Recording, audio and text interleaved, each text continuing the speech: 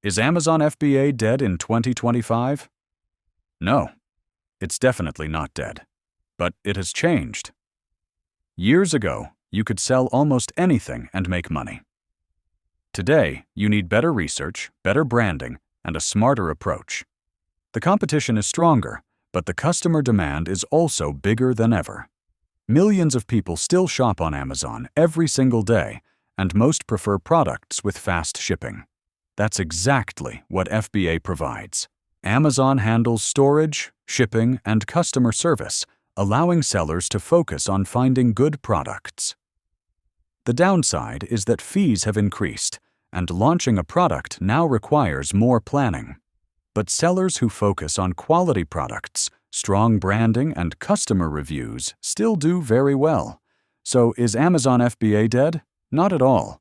It just requires more strategy than before.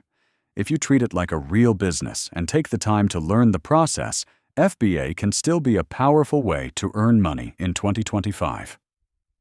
If this video helped you, please like and subscribe for more simple online business tips.